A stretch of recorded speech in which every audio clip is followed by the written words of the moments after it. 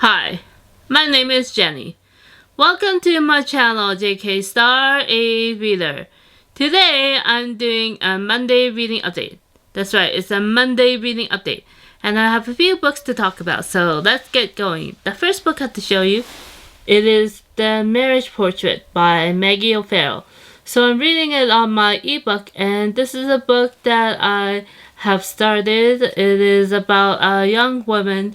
She gets married and starts to have children, and she's married to a nobleman who has a lot of business dealings, and so he is reigns in the local land that they're part of, and is in 1600s Italy. And so in this time there's different things happening with the landowner having business and is able to command and bring a collection of animals together to make a small zoo on his estate.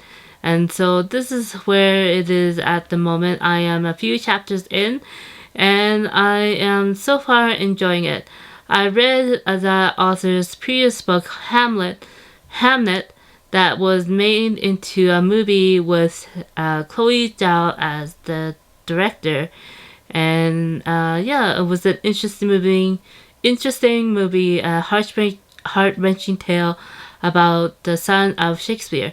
So with this next book I am reading, The Marriage Portrait, it seems to be about a young woman in the 1600s and how she fares when she is given the task of being a lady at this dukedom,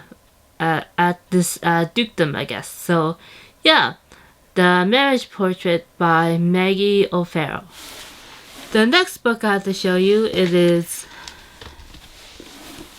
Pride and Prejudice by Jane Austen. Since the last video I posted, I haven't really made much progress in reading, so I am still making my way through part 3 of this book, and so far so good. I do anticipate reading Sense and Sensibility sometime in the new year, maybe January or February. I have so many other books to read, but I do want to make a point of reading more books by Jane Austen in the future. And so yeah, Pride and Prejudice by Jane Austen. The next book I have to show you, it is another book that I've been making my way through, just slow reading this week. So this book is Forgery of Fate by Elizabeth Lim. So this is the Beauty and the Beast retelling with Asian folktale elements, and it is like a visit to the amusement park, and there is a bit of tension, but it is not really there between the Beauty and the Beast, and so it seems to be a quiet, whimsical tale. There's some action, but not really, and so just for the scenery, I guess. So Forgery of Fate by Elizabeth Lim. And the next book I have to show you, it is Volume 2 of the Witch Hat Atelier, which I am reading. I borrowed this from the library, and I continuing on with this story. It follows, let's see, Trial by Fire. Her journey as a witch is underway, and Coco's earnest wish is to learn, but now she has a dragon in her way. So she's trying to learn her craft, but there's a dragon somehow being the obstacle for her to learning magic. I guess that's what the story is going forward in the series. So we'll see. It shouldn't take me too long to read the manga, and then I can continue borrowing volumes from the library. And so this week is my birthday week, and so I only managed to purchase 2 books for my library room, and these are by Canadian authors. So the first book I purchased is Foe by Iain Reid. So this book was featured in the Canada Reads competition on CBC television and radio, and so this was the first book voted out, probably because it is the most mainstream of the books. It is horror suspense taking place in rural Canada, I guess.